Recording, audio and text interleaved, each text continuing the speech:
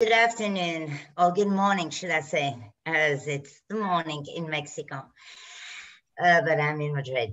Thank you, everybody, for being here today. I am Rosia from the Social Commitment Department of Siemens Gamesa.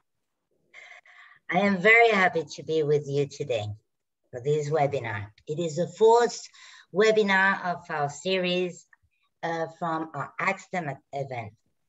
AgSTEM is an initiative to foster STEM careers through talent and innovation.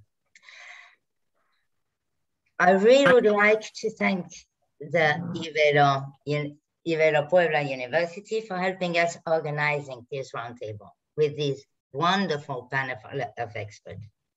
I think we will agree that humanity is facing a great challenge, or many challenges, but especially for us, fighting climate change. It is also a source of great opportunity to manage to achieve the Agenda 2030. The university is becoming increasingly involved in its third mission. And if you let me just cite Peter Wells, the Chief of Higher Education Sector of the UNESCO, perhaps never before in recent history has the role of higher education been so intricately tied to the economic, social, and environmental fabric of a modern world. I truly believe that this debate about the changing role of higher education for innovation and sustainability is going to be amazingly interesting. And without further delay, I give the floor to Aristarco. Thank you very much. Thank you very much, Rocio. And thank you very much to Siemens Gamesa for inviting us to this wonderful panel. My name is Aristarco Cortés. I am director of the Innovation and Design Institute at Iberoamericana University in Mexico. We run all the labs of the university, and we make all the contacts with companies so we can make projects with the university and company. This table, Changing Role of Higher Education for Innovation and Sustainability, will focus on the role of universities in innovation ecosystems and the formula for quality interaction between universities, companies, governmental agencies, and other public organizations. Doing some housekeeping, every speaker will present for 7 to 10 minutes. I'm going to be the bad guy here so we can keep the agenda on time. And we will start with alphabetic order, if you agree with that. And we will start with a great panelist, Elena Arzaluz. Elena is a human resource director with an MBA. She has the Lominger International Coaching and the Everything This Workplace certifications. She has more than 18 years of experience in Mexico and other Latin American countries leading human resources departments at global organizations. Elena has proven experience in leading cultural and change management projects, building up shared services centers, as well as many other initiatives supporting the corporate strategy. Currently, Elena is in charge of all Siemens Gamesa human resources operations in all Latin America. Thank you very much, Elena, and welcome to this panel. Thank you very much, Aristarco. I'm really happy to be here, and I'm going to share my screen. Welcome everybody to this session. I hope you find it very interesting. So I'm going to share my screen.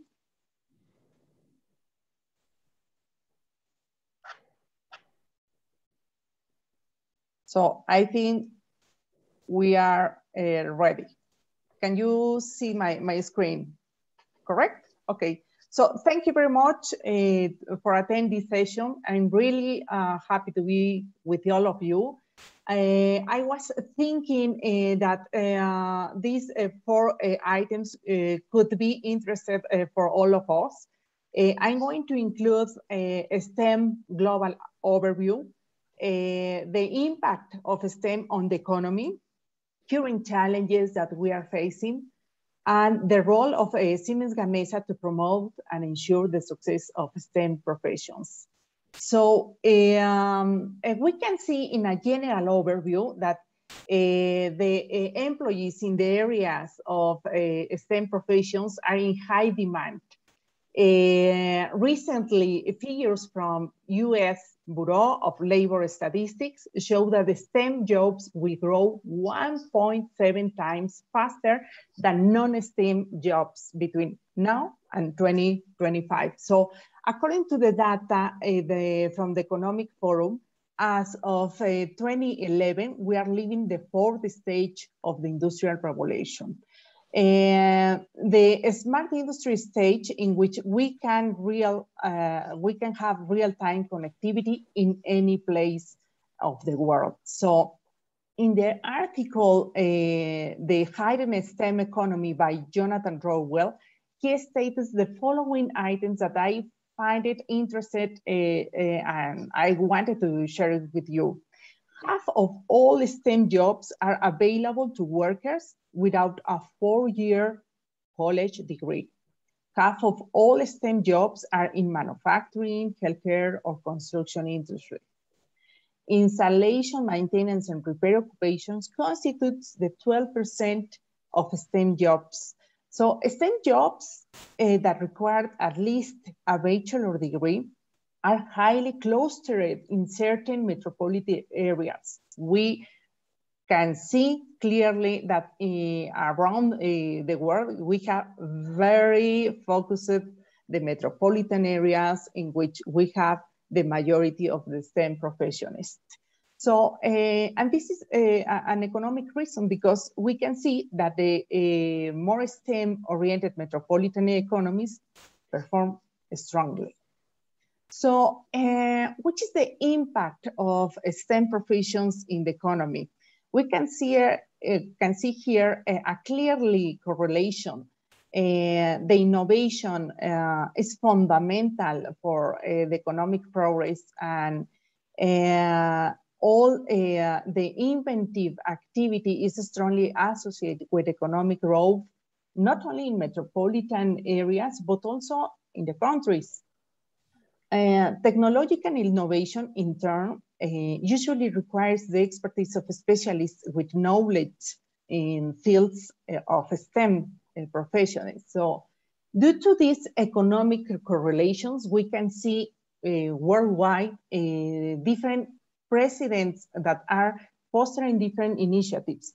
I'm going to refer to the most well-known the American examples, no? We can say that the President Bush launched the American Competitiveness Initiative to improve the STEM education. And recently, the President Obama did an Educate to Innovative campaign to boost the STEM education. So we can see in different countries, different initiatives. And of course, we in LATAM, we have around the different countries, different levels of initiatives that are supported by different structures also. But it's a fact that we have challenges and we have a clear opportunities area to improve the STEM professionists. And I'm going to refer to the following 3 points. Skills. Not enough young people are developing the fundamental skills needed to succeed in STEM careers. And inside of the companies, it's weird, but it happens that hiring managers are not always clear defining the skills that they really need to be successful in their challenges. On the other hand, biases. Students are often discouraged and overlooked by other adults, sometimes by the same STEM programs, and even potential employers. So this is a fact that we have opportunity areas here. The last one is demographics. There is a well-documented disproportionate lack of participation in STEM education and careers among women. And it's a fact, and we need to address it and to get alliances to improve this point. So on the other hand, I want to share what we are doing at Siemens Gamesa to promote and ensure the success of STEM professionals. So in Siemens Gamesa, we are encouraging the students and recent graduates to have an opportunity of learning experiences paid by Siemens Gamesa in different locations. So we offer the internships program locally. We have different generations because we have been fostering this initiative among several years. On the other side, we proudly offer the rotational developmental program. So this program is an 18-month program with 3 exciting rotations. So you can be in the center of the action, no, in some area, and the idea is to change the students from different areas, and then at the end of these 18 months, you can transit to a position. So this is a fact that we have this position open right now in LinkedIn. And if someone is interested to apply, I invite you to do it. On the other hand, we have different initiatives that are completely focused to create an environment that could be fostering the success of STEM professionals, such as diversity, meritocracy, equity, harassment prevention, internships, social commitment, culture of trust, and continuous learning. Of course, we are, as Siemens Gamesa, totally committed and focusing the sustainability, and we are determined to take steps to ensure that all our activities have a positive effect on the environment, our company, and society. So thank you very much for attending this session. We are going to have later a Q&A space. Thank you.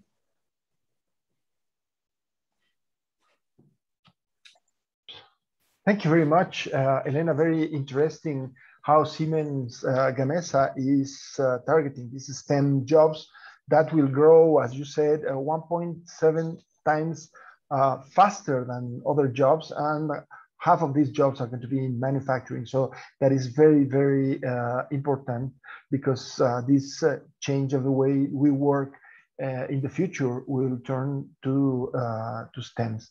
And very important, the skills biases, but especially in demographics.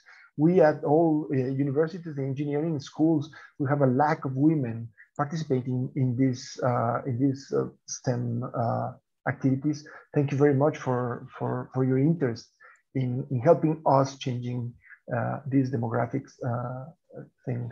Our next speaker will be Julio Palau. Julio is an electronic system engineer. He has an MBA. He is an entrepreneur and an entrepreneur trainer. He invented a solar vehicle. He is a technology advisor for the National Technology Institutes in Mexico. Let's say that this National Technology Institute is a huge school. They have over 520,000 students all over the country, and almost 44% of all engineers that graduate in Mexico comes from this institute. Thank you very much, Julio, and well, the stage is yours. Thanks, Aristarco. Hello, everyone. Thank you very much for the presentation. It is an honor for me. If you allow me to share at this time, I will present the video so as not to exceed the allocated time. Julio, you should be able to share your screen. Yes. Yeah.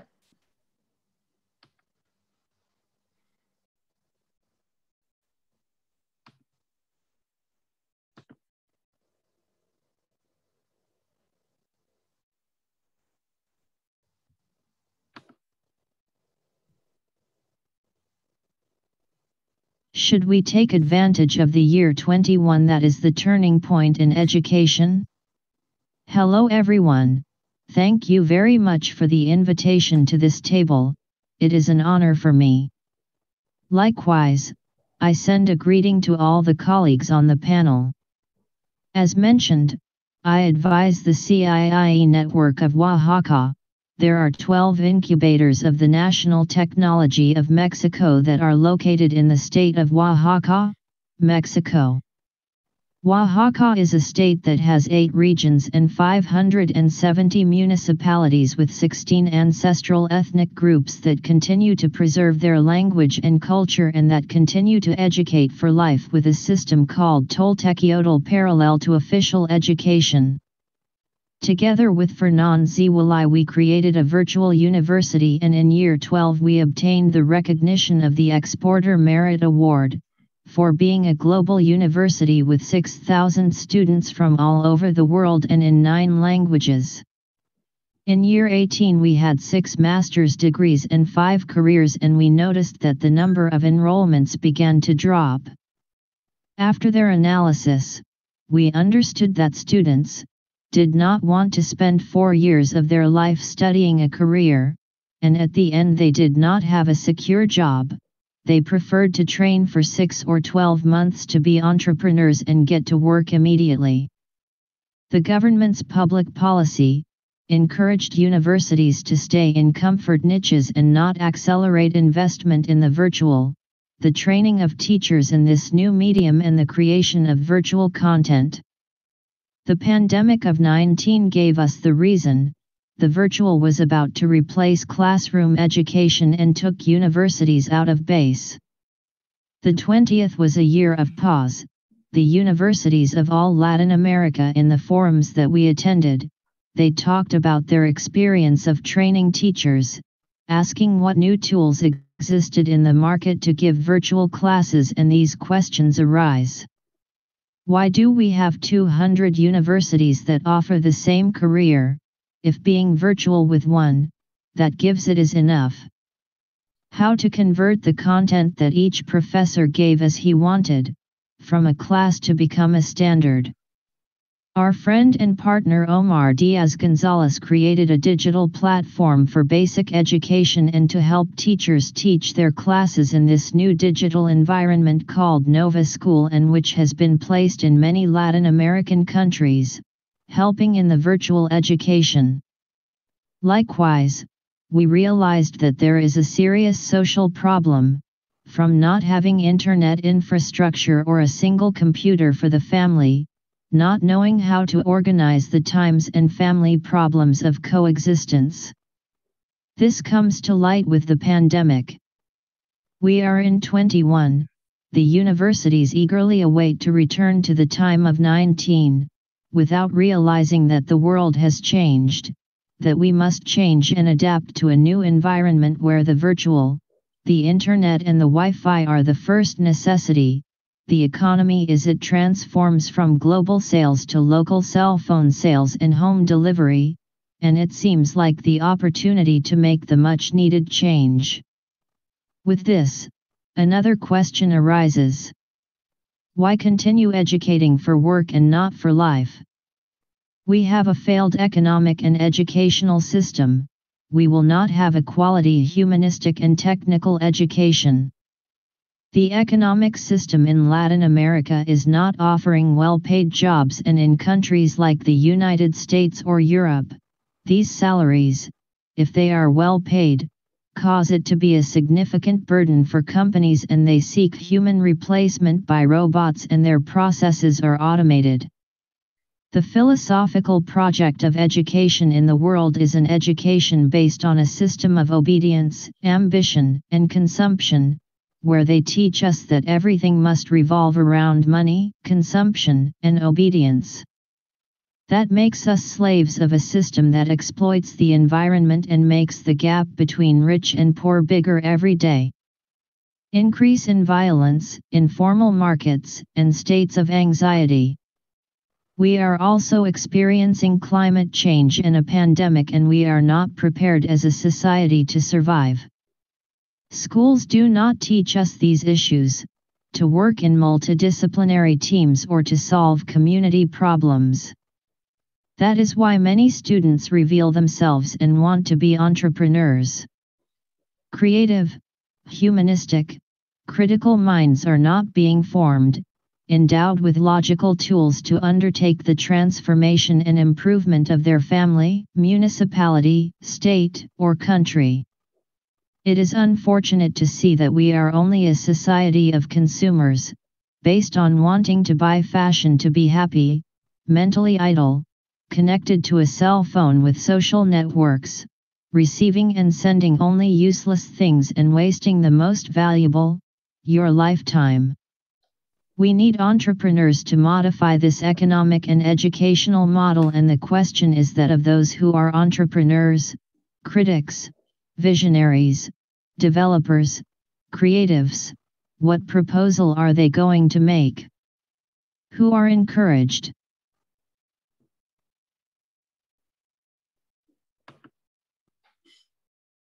Thank you very much. Well, thank you very much, Julio. We can, in your presentation, well, it clearly shows that these inequalities in the different regions, and the paper of the university, the role of the university as forming students that are critics and that can not only be part of, not to be a worker, but also to propose things in our society. Thank you very much, Julio. Our next panelist is Laura Segura. She's a psychologist with more than 10 years of experience in the creation, operation, and management of projects for nonprofit organizations that work with educational strategies, particularly aimed at women, disabilities, entrepreneurship, and promotion of STEM education. Laura works in Movimiento STEM. It is a very interesting institution in Mexico that helps students to incorporate and help people to incorporate to STEM activities. She will talk about this, I'm sure. And here at the Movimiento STEM, she has participated in the strengthening and consolidation of institutional strategies, as well as the coordination and operation of research. Laura, thank you very much for being with us. Thank you, Aristarco, and thank you to all panelists. I am going to share my screen now. Let's see.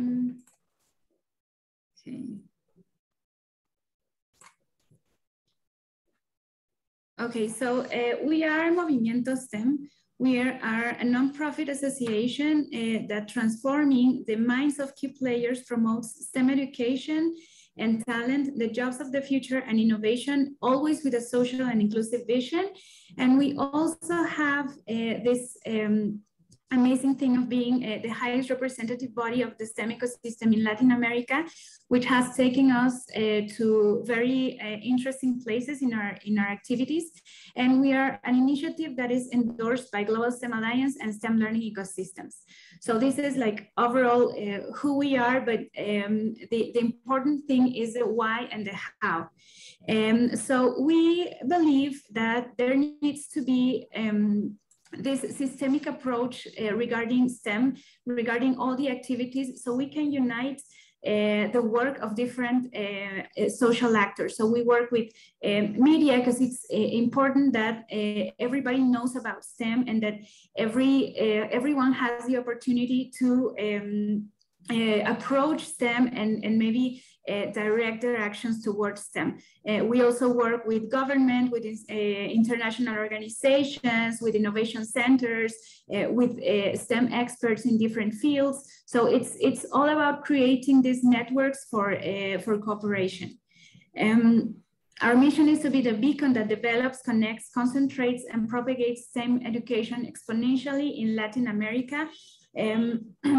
Of course, we would like to get everywhere in the world, but the thing is that Latin America has very specific issues regarding STEM. As we already heard, we have different challenges, well, as countries, but also as a region. We need to take STEM and STEM education more seriously as countries. So a brief space about what's happening right now in the world. We know that the generation between 9 and 19 years old is the first one that could end extreme poverty and the last one that can stop climate change or at least do something about it.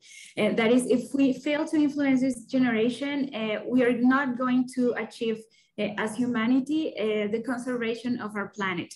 And on the other hand, we are facing the fourth industrial technological revolution, which brings us to this panorama. Only 1% of the activities of entrepreneurs are focused on technology information, which is very contrasting to, for instance, the numbers that we were given about how much this is actually growing, and here we're not going at the same speed, so we need to accelerate that. And also we know that 65% of the jobs that the Z generation will have, and actually some of them are already having, do not exist yet. So we need to prepare these generations for being flexible and being able to create their own opportunities. We also know that employers are not finding the talent that they need. The ones that are coming out of education, whether in technical careers or from universities, cannot find, do not have the abilities that the employers are needing. And we also have this very critical situation about women in STEM. In general, they have like the worst occupations. They have like 64% of the occupations that are the least paid are occupied by women. So this is a very important situation. And also COVID-19 has deepened these challenges, as we already know. So what's the world's greatest bet? It's definitely the teaching of STEM, which is, as we know, promoting the learning of these pillars, which are science, technology, engineering, and mathematics. And this, it's not only about getting students to know about these subjects, but also how to use them, because that's something that our education systems have lacked along the years. So it's beyond grouping the subjects.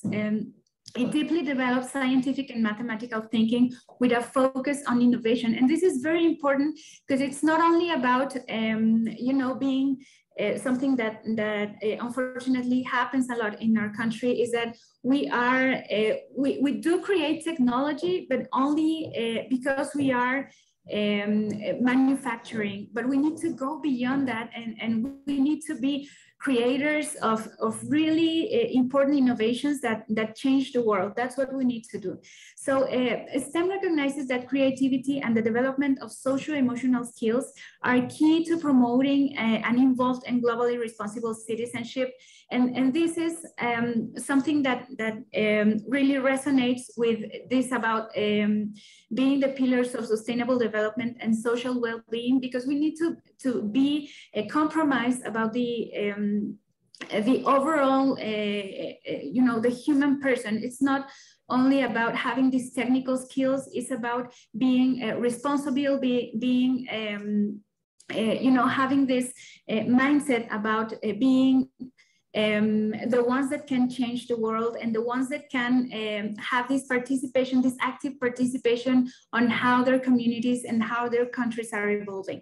So with this, STEM gets involved and interacts with different disciplines such as the arts, business, philosophy, the humanities. So we have different words that are built from there. So we have STEAM, we have STEAM plus H, which is for humanities, STEM plus E for entrepreneurship, among others. So it's about problem solving. It's about finding the ways for these new generations to build this better society and this better world because of their own creations around STEM. So which are the competencies that we are promoting? We have different competencies that are, well, different kind of different ways of building capacities and different institutions that claim to have like the right and the reason about this. So the World Economic Forum says that there are 25, I believe, competencies that are the ones that the future will need. We have followed the Global STEM Alliance as we are connected to them. We use their framework for abilities, which are critical thinking, problem solving, creativity, communication, collaboration, data literacy, and digital literacy, and computer science. So if we see this, we can learn that many of these competencies are not actually related to science, science subjects or mathematics as such. We need to build STEM about this inter and transdisciplinary way of thinking and of solving, so that we can have these transversal skills. And we can bring all this,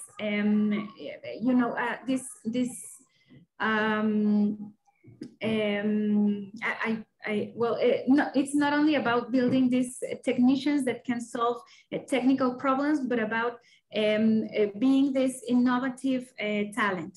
So STEM also promotes the social-emotional skills. We use the Castle model for this. It's about self-awareness, self-management, social conscience, relationship skills, and responsible decision-making. So as we already saw in previous over here, it's about creating this citizen that reflects all that we want to be as a society. So we need to be aware of our part in creating this better world for everyone. Now, about this, we know that STEM has different impacts. It's not only about how we create the best solutions for the climate issues. It's about much more than that. It's about being able to include women and to include different populations that have been unseen in the past. So we have to bring them together and act so that no one is left behind on this. Because if we know there's already a gap between who gets the best education, who gets the technology, who gets to play with different opportunities. But there is also this new gap that is opening up, this digital gap that really becomes a learning gap. And right now with COVID-19, this has been exponentially worsened. So this part of the inclusion needs to be attended like from now and needed to be attended from really back on time. But right now the COVID-19 has really accelerated this gap, and it is known that the gender gap was going to take about 90-something years to be closed, but right now they are estimating it in about 137 years, I believe, or something like that. So it's a whole generation that is not going to achieve this. No. So this is one of our one of the axes that is actually this year is our main priority to focus on women. We also have the axis of 2030 agenda and the OECD goals, which is we have to be able to solve the problems that the world needs to get solved. It's not about STEM creating robots and those robots fighting. No, it's a whole world of possibilities that we can create around STEM. So we also have the workforce development for the fourth industrial technological revolution, which is something that we need to step up right now, because new generations are going to have jobs that we don't know what they are. We don't know what they are actually going to need. Actually, the World Economic Forum had a 2022 list of what the main competencies were, and they already brought their 2025 list. So they were building them like ahead of time, but around COVID-19, well, there was a new list that was created because they saw that there were new needs to be attended. So, and the fourth of the axis is innovation and entrepreneurship. This has a really strong resonance with what is going on in the future of jobs, in the future of education, because if we see this about innovation and entrepreneurship, especially, the problems that the companies need to solve are multidisciplinary. So if we don't build this capacity to innovate and to create, to be able to work in teams and to solve problems, then it's going to be talent that the companies are not going to be able to hire because it's not the capacities that they need. So what we need to build is invincible talent to face the 21st century. If the companies are not hiring you, then you need to be able to create your own opportunities, and you need to be able to create your solutions and become an entrepreneur around that. So we have an intervention model, which is actually— Excuse me, Laura, could we make a wrap up, please? We run out of time. I just wanted to bring the attention to our first strategic intervention, our first pillar of intervention, which is strategic linkage. Around this, we have created the STEM education for Mexico strategy. And here we are linking all these social actors, including universities and the work world, to create a national strategy about how to impulse this STEM education. And we also had the conversations around the first axis of the one of inclusion. And yesterday we launched a document that is called National Indicators, STEM Indicators for Mexico. So this is a document that gives us the whole panorama of how STEM is doing in our country. And it's also, it brings us information from past years and how we are right now. So it's, if you can get to that document, it will be really interesting, believe me. So I'm gonna stop right there. Thank you very much, Laura. It's very, very interesting. Well, saying that it's the last generation that can do something for the sustainability and for the planet. It's very surprising to know that only 1% of all entrepreneurs do their venues in information, communication, and technology, ICT, and that 52% of companies, of employers, can't find talent. At our institute at IDIT in Iberoamericana University, we develop software for different companies, and they are constantly, companies are constantly stealing our people because there's a lack of people with enough skills, to fill all these jobs. Very important what you said about the responsible citizenship and the problem-solving focus that STEM must have, that it has to be meaningful with a social conscience. We are very good at making robots that fight, but we are not that good at making local energy or cleaning our water or making our own food or producing locally. I have a question for later that talks about multidisciplinary, that is not only engineers, but there's a whole bunch of different careers that have to interact together to bring these solutions. Thank you very much, Laura, and we will continue with Luis Rodríguez Gil. Luis is co-founder and CTO of LabsLand. He holds a PhD degree in computer science from the University of Deusto, titled Improving the Remote Laboratory Experience Through Augmented Characteristics Beyond Experiment Core, which he obtained his Master in Science in Information System and in Security. He has been working for years in the field of remote labs and remote lab research. He has collaborated with Web Lab Deusto remote laboratories research team since 2009. Luis is currently an IEEE senior member, that is the Institute for Electronic Engineering, and has co-authored many scientific contributions in the field of the remote laboratories research. Thank you very much, Luis, for being with us today.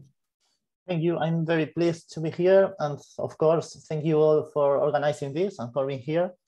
And now, if you don't mind, I'll share my screen. All right, you should be seeing my presentation now, I think. Yes, Luis. Perfect. All right, so, well, as Laura and Elena have already explained better than I could, STEAM is basically very important. It's very important because for the competitiveness of countries, for the competitiveness of companies, and for innovation, STEAM professionals are one of the key requirements. At the same time, quite curiously, there are today many countries that have a very high and increasing demand for STEAM professionals, but quite curiously, the number of STEAM professionals that they are being able to form, because not so many people seemingly are interested in STEAM, is actually decreasing. That's why it's particularly important to have initiatives such as the ones that we have seen in this table to try to help with that large issue. All right. In LabsLand, we are similar in the way that we believe that is a problem, and it is one of the challenges that we try to help solve. We believe that a society with more STEAM professionals can result, in short, in a better society. That is why I place this sentence here in which, well, it says that science is the greatest collective endeavor, which I believe is quite true. Well, in order to do this at LabsLand, what we do is to try to improve not remote experimentation, but we try to improve practices and experimentation through remote laboratories. Why? Well, because for STEAM education, both in a school level and in the university level, practices with real equipment are critical. In order for young students to get interested in STEAM, just showing them theory is normally not enough. They need to actually really learn what a STEAM is and to experiment for themselves, to really acquire the skills and to really, and especially to really start liking STEAM, to consider later going to a STEAM degree in a university. All right, so for this, first, a laboratory, just for those who might be unfamiliar in this case with educational laboratories, is simply laboratories for robotics, laboratories for physics, laboratories for chemistry. They are used in schools or in universities, or of course in vocational training, and of course in company-based training. So the issue with this is that for universities and for schools and even for companies, letting their students or their employees experiment with that kind of equipment is quite hard, because first, it's complicated to get the laboratories, to get the laboratory space. It's also very costly, because not only they need to purchase the equipment, but they also need to have people helping the students use the equipment, ensuring that they don't break it. They need to have people supporting and supervising those students. So it's all a quite significant burden. But also it's quite an unsustainable model, in the sense that at the moment, many universities have to purchase copies of laboratories that they don't use all the time. For example, if a university wants to provide practices for physics, they need to purchase a lot of physics equipment that they won't use throughout the whole course. They will maybe use it in some sessions. This is, for one side, very expensive, but it's also quite unsustainable, because, well, we are wasting resources and equipment that could be better spent elsewhere. The solution that we provide at LabsLand is to provide access to those laboratories and to those equipments, but through the internet. That way they can be shared, they can be accessed in a very convenient way without needing to be there. For example, a rural school which may not have access to the most expensive equipment can actually be using equipment from a large university. It allows many options. This is an example, just an example of one remote laboratory. As you can see, in this case, it's for robotics. And well, there is a web camera and the students can control it through a web interface, which is what you see on the right. The actual hardware is on the left. Of course, to do this, we can do it on our own. So basically, we collaborate with a lot of universities throughout the world, which are the ones that normally host the actual hardware. Why universities? Well, because it's normally them that have the funding and that have the equipment. But of course, we are open for more institutions. Those are some examples. Here, for example, this is one of our laboratories for electrical engineering. And in this case, as you can see, there are many copies. Why many copies? Well, because we want to support many hundreds of students and because we want to be able to keep providing our service even if some of the hardware were to break. Well, in this case, for example, we also have copies of these equipments in universities such as the University of Washington in the US or the University of the Public University of Navarre in Spain, the University of Deusto, the Monash University in Malaysia. As you can see, we have many universities collaborating with us and hosting those equipments. One important thing to note is that those universities not only host the equipment for themselves, but instead normally allow other universities through our network to access that equipment without having to purchase it. So for example, this could be used by schools that do not have the means or the resources to have their own lab, and it would be used at a distance. Well, that's just examples of other different laboratories. As you can see, laboratories are often very different, but it's always the same concept. In this case, it's the robot I showed earlier, for example, in South Africa, in this case, in Costa Rica, in this case, in Colombia, in this case, in the University of Washington. And well, how does this all work? Well, one important thing for our company is to be sustainable, not in this case from an environmental sense, but from a business model sense.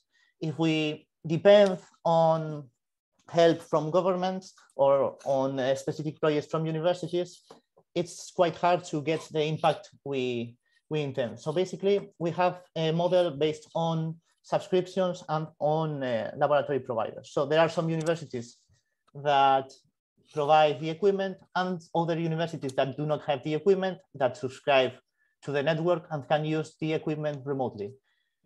Because we are, of course, very concerned about our social impact, we always ensure, depending on the region, that the prices are low enough so that everyone, basically, everyone who is interested can actually afford to subscribe to our network.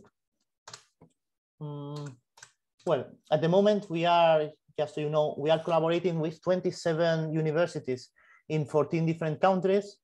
And we are always, of course, looking for new universities to collaborate with and to help host the laboratories in the network. Of course, those are just the universities that host the equipment. There are, of course, hundreds of, well, not, well, yeah, there are many schools, institutions of all kinds, not only schools, also universities and vocational training centers that use those laboratories without actually having the equipment themselves. That's part of the point. All right. So, well, what's the end goal of all this? Well, the end goal is not just to provide an easy means to do practices, but of course, the end goal is of a higher level, so to say. Our goal is basically to help build better STEAM skills. Also, we believe that by encouraging young students to also take part in this scientific experimentation process, we can help women to later enroll into this kind of professions, into this kind of degrees. And of course, as I mentioned earlier, we are also seeking a more sustainable model in which each school does not need to have their own copy of every equipment, their own laboratory, but in which we can actually share laboratories and share resources globally. This is also important in the context, as I think that Laura or Elena mentioned earlier, in the context of the fourth industrial revolution, in which in fact, most of the manufacturing will be remote controlled in a way. So this is, in a way, being remote is actually a feature in that context. And well, that's mostly all I wanted to say, but of course, I'm open to any question. Thank you very much. Thank you very much, Luis. Very, very interesting. I think we will work together in the future. Actually, we made at our labs something similar. We control. We have a distant control from our students to our robots. We have a universal, and to program our PLCs, and we have several things. But I have two questions directly to you. Is how, because what we found is with the pandemics is that we made these distance labs, but the moment the students that now they are working physically in some labs, students, once they see physically the things, they have a hard time, connecting and taking a cable. And how does your model connects with these things with the students to the physical thing? Yeah, that's a very good question. Well, in practice, we encourage teachers and professors to actually combine both approaches. So in fact, of the universities that are most successfully using remote laboratories that involve precisely creating electrical circuits or using electronic instrumentation, there are many times in which they start precisely by going to the laboratory or even having a few components sent to their own homes in the case of remote distance universities. But then once they get the basics, because, well it's true that wiring the cables is challenging, but once you have wired 10 cables or 100 cables, there is only so much that you can learn from the physical actions. So from that point onwards, often they use the remote lab, which is in fact more convenient to learn the advanced concepts. Why? Because, well, in order to go to the lab, they always have the issue that they have to dedicate time to set up the equipment. They can't go anytime they wish because there are normally limitations because they need to have someone there supervising usage of the equipment. But in the laboratory, basically, they can connect and start experimenting in just a few seconds. It's very interesting because it's a very costly equipment. I remember our president saying once when we made an investment for some laboratories is, I do not want a machine museum in our university. I don't want a machine that is used once 3 hours every year, no? And especially in technology, that's an issue because everything moves so fast. And can you, your experience, and I will take Elena and Luis, that this model can be replicated with students and companies, to solve or to learn distance learning. The companies, the Siemens equipment, and how do you see this, Elena? Do you think it's a good opportunity?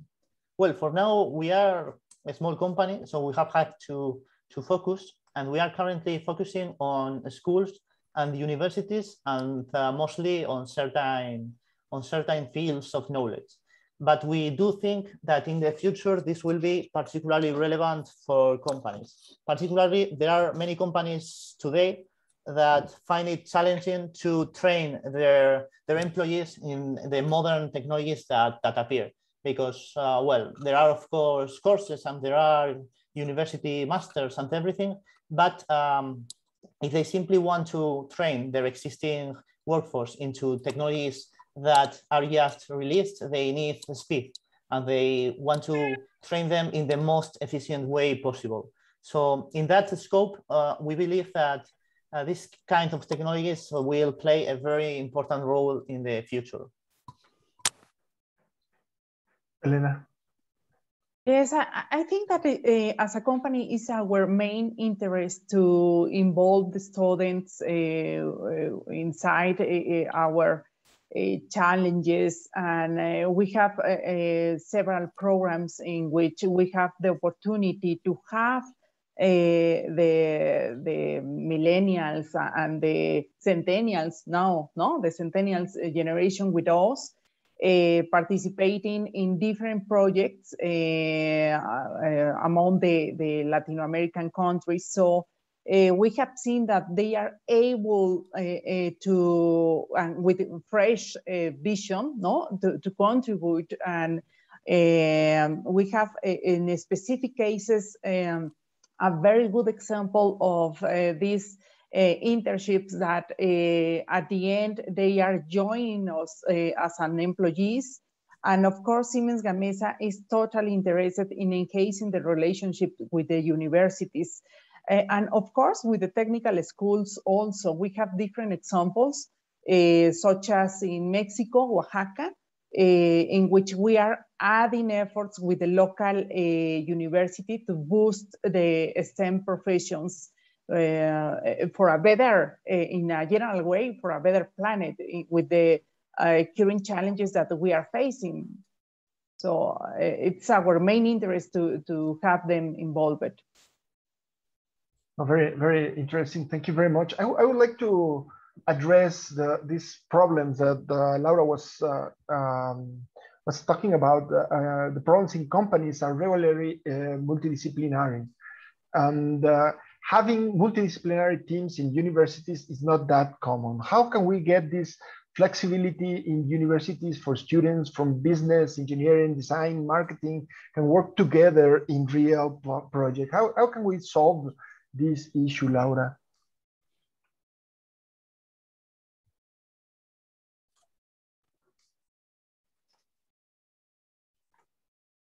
Thank you.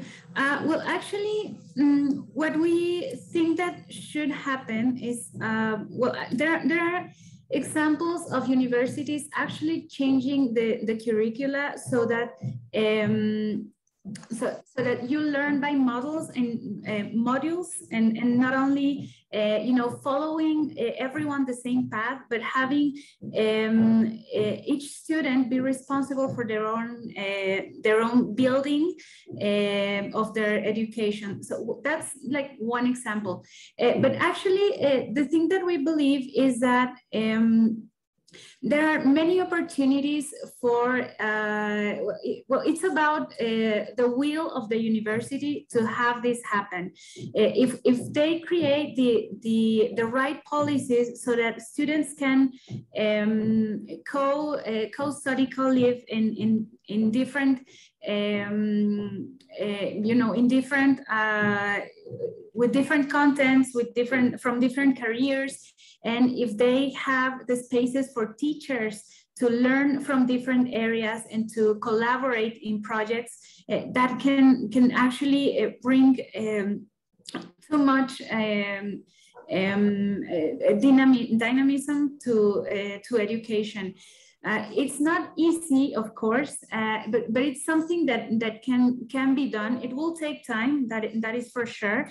But the thing is, it's not about only the university doing this, internal changes. It's also about finding out what's going on out there, what the companies are needing, about multidisciplinary, transdisciplinary problem solving has to be understood from the companies themselves. So the part that if we bring universities, if we bring companies closer to universities so that they can have these conversations and they understand the needs of what the students are going to have to develop, that's really important and that's really rich. So some of the examples of this happening would be maybe the dual model, the dual education model that's happening in technical education. And in Mexico, it's been there about 10 years, but not many students have had access to this. So the student goes to school and goes to the company to learn side to side, and they come out of their education, you know, their formal education with many knowledges of what they're gonna need, and also some of them are already out there with the jobs that they the companies that they learned and worked on, they give them jobs and they get to keep them. And it's something that many students are grateful for, because they otherwise they wouldn't have had the opportunity to gain experience. And this kind of model doesn't happen in tertiary education. Universities don't do this kind of models because they are more concerned about giving, you know, this whole, you know, a different, a whole formation. So, and sometimes they don't realize that students are gonna have to face something really different in their work. And they need to you know, build back on what's being needed. I'm gonna refer to something that is happening within Movimiento STEM and our activities. We have these events that bring the students and the companies together, and so they can have conversations on what's going on. You know, and this is just to, you know, to kind of sneak on what the university is doing and what the companies are doing. But the thing that we are seeing that works the most is this the Mexican strategy for STEM education. It brings all these actors together to first find what the priorities are, so that from there we can build, and then find out what we can do around them. And we generate these recommendations, and it's not, we don't tell, so government, this is what you should do, schools, this is what you should do. It's about general recommendations, and everyone can take their piece of recommendation and, you know, implement them on their own actions.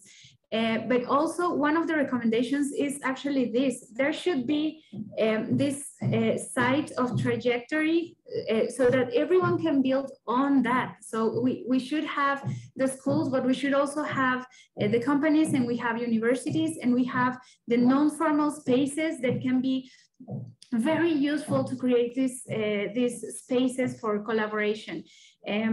So it needs to be seen as a national strategy, and it's something that not many people are willing to do, because it takes a lot of work.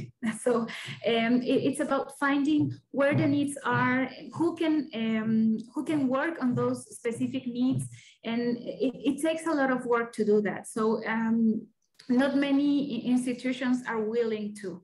So I don't know if that. Yeah, thank you very much. It's very interesting because,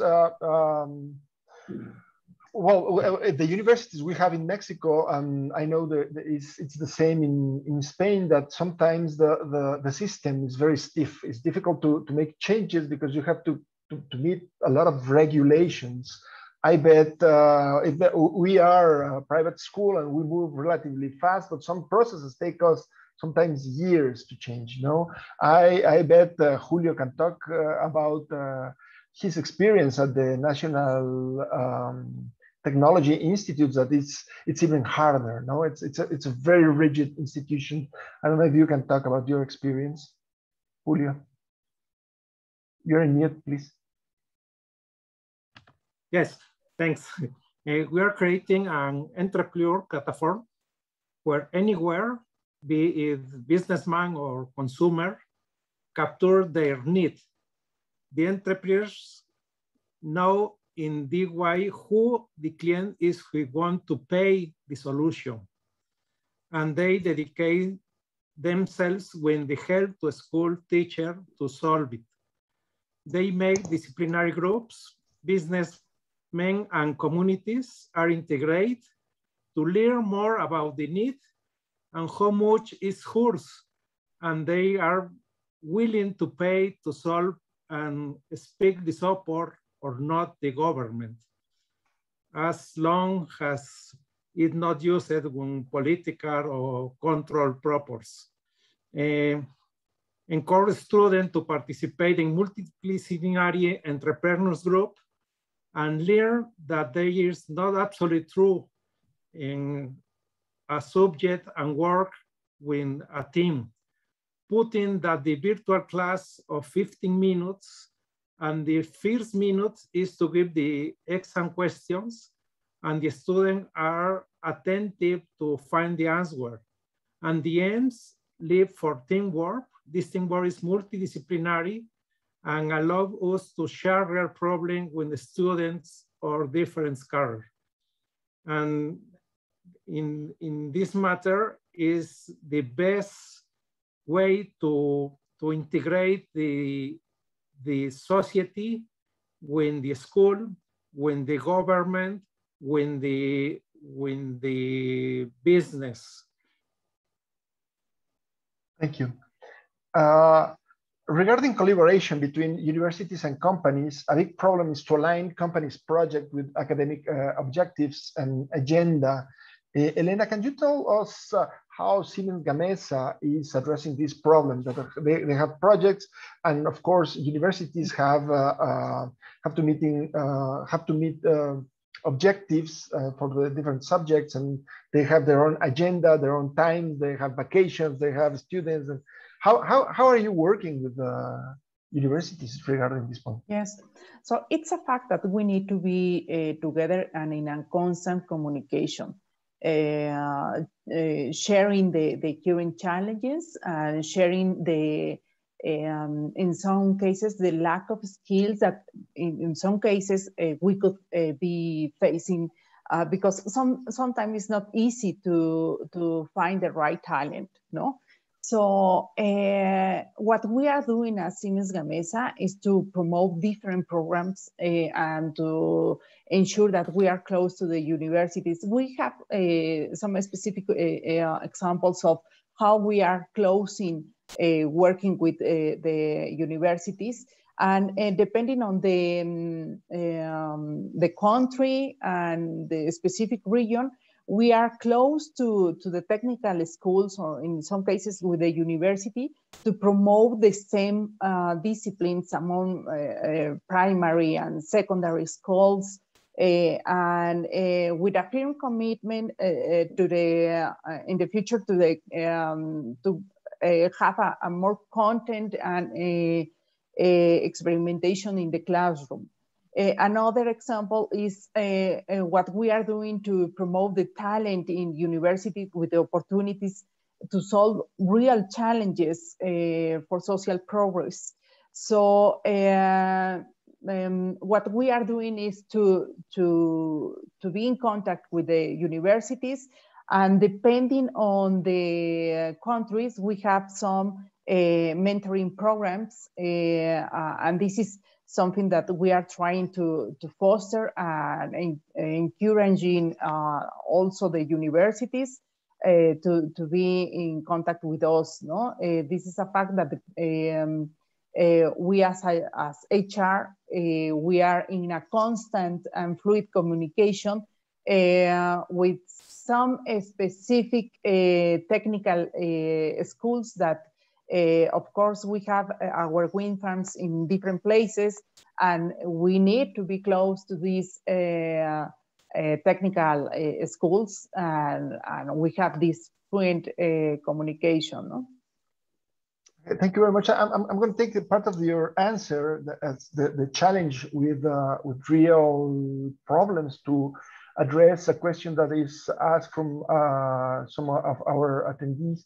And this is what should be the role of innovation and sustainability in STEM programs to increase the contribution in solving social problems. This third third mission of the university, not only to teach, to research, but also its social and economic role and its contribution to its community. And then how the university and the company should address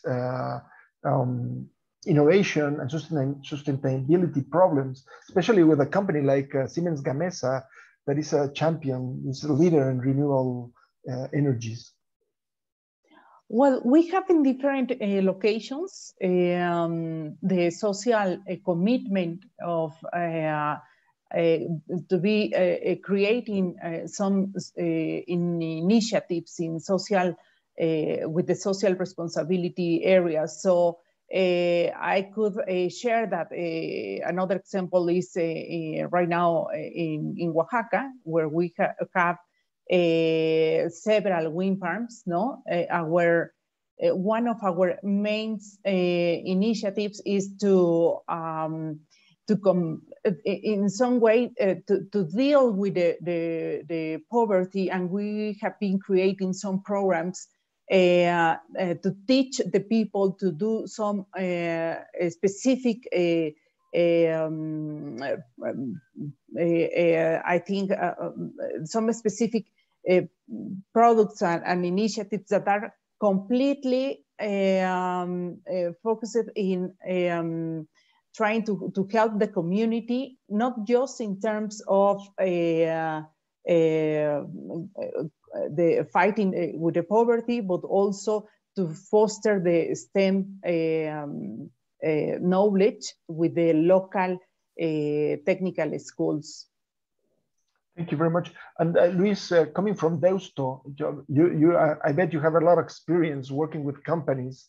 Deusto, it's very good at doing that, and especially this great engineering team that they have there. Can you tell us your experience working with companies and addressing these social problems?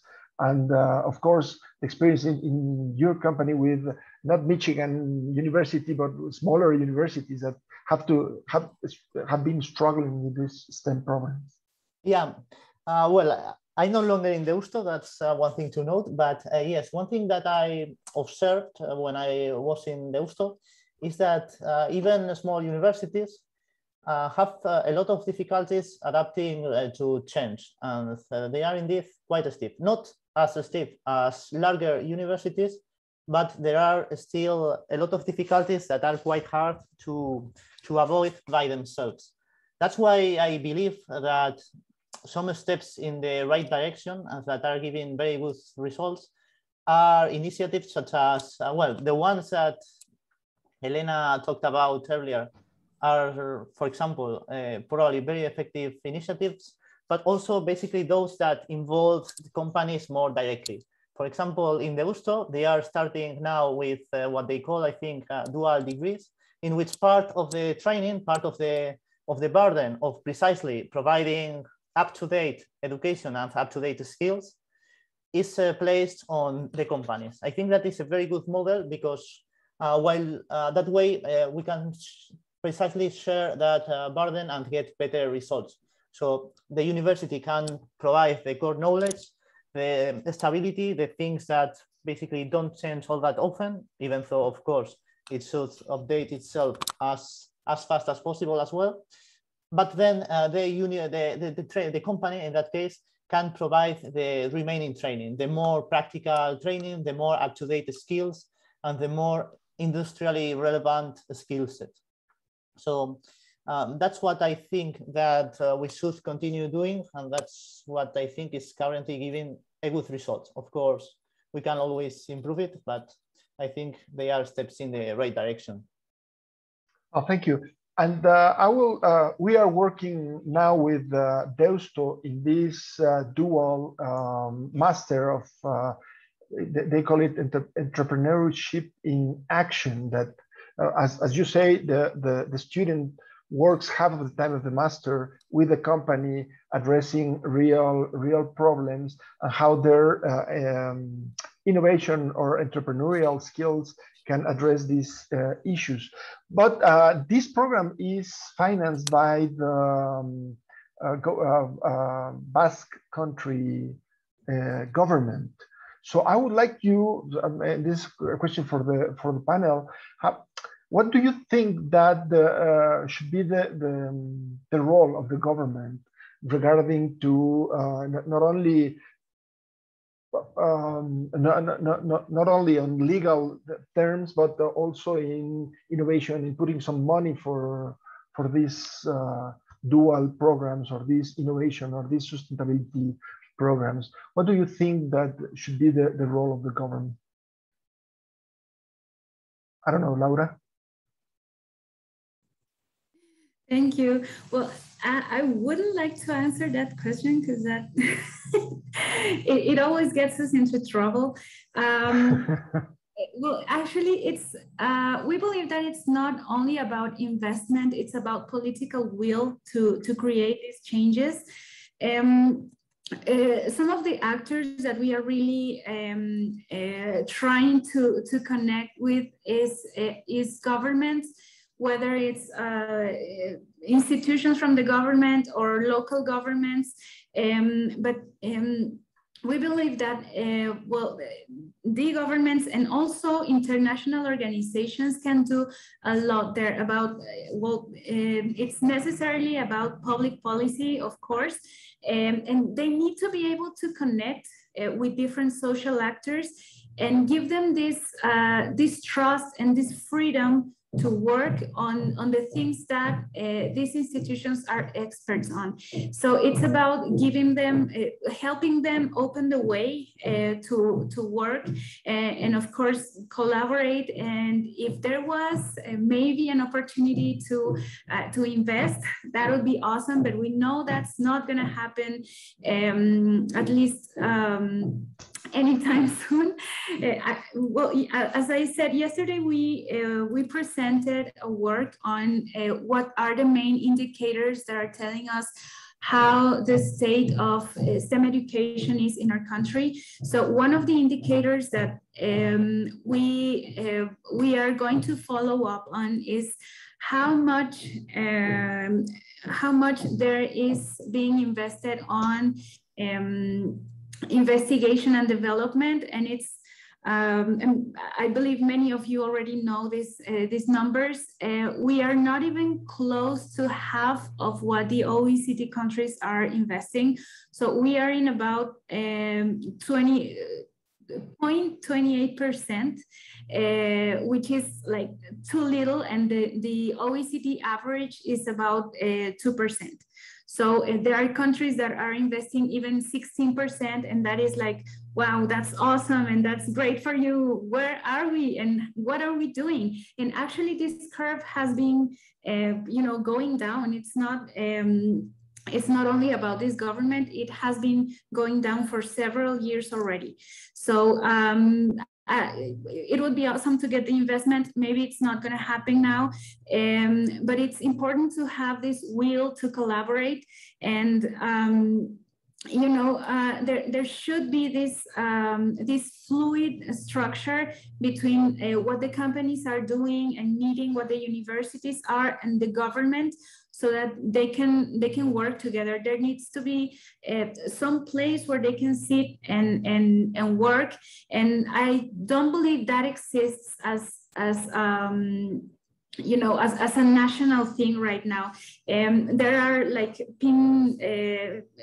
you know, very pinpointed activities and pinpointed initiatives where this does happen, but it's they are whether too local or they are you know, there are some companies that are pushing this, you know, because they need the talent, and so they are pushing this to happen. But it has to be the companies, because they, if the government does not bring the investment, the companies can. So sometimes it does come down to money. Sometimes it well, it shouldn't, but it sometimes does. if we concentrate on these opportunities to maybe integrate into you know, some mentoring, volunteering, and that even, I mean, there are institutions within governments that do have this development, and they do have this this capacity to perhaps, you know, share some knowledge and you know, come to universities and talk about what is being done in government around innovation, and so I mean, that could be a way where they could work. But actually, this field of linking strategic actions is something that we are really interested in. So this national strategy does have this purpose of at least sitting people down and talk about something really important, and, you know, releasing this information so that everyone knows that the government really sat down and talked about something that is relevant to STEM. So we have 2 documents that we already launched early this year, the one around the 4 strategic axes and the one about the axe of inclusion with a gender perspective and focus on women. So these both documents have you know, these work groups and this information that was brought by these collaborations, and we are going to work next year with the axis of talent development for the 4th industrial revolution, which is something that needs to be worked on really you know, immediately, because we need to bring all these capacities together so that we can recover from what COVID brought. So these are very important works. And well, the thing about, you know, the education sector on the government is super important, because they need to give that freedom for teachers to be able to work on different education you know, methodologies that do bring STEM into the classroom. So it's something that we don't see, it shouldn't cost, that's for sure, because we can create different collaborations so that it doesn't cost, it doesn't have a cost for the government, but there should be the will for them to open up to these possibilities. Thank you very much. We know that in Mexico and in the federal government has not been supporting science and technology activities. It's been a tragedy in that regard, but and local governments are doing, some local governments are doing a great job on supporting these activities. But I would like to ask Elena, and then I will give the word to Julio. Elena, what is the perspective that you are seeing in all Latin America, not only in Mexico, but because there are some initiatives, there are some countries that are doing pretty well, like Chile with their Corfo initiative. Colombia is doing a great job, and also Peru is with the CITES, with these technology centers for economy. They are doing very great things. What is your, how do you see this issue that Laura was telling us, that in Mexico only 0.28% goes to innovation and science, and Latin America is the same thing all over the place, but there are more political will in other places. What do you think, Elena?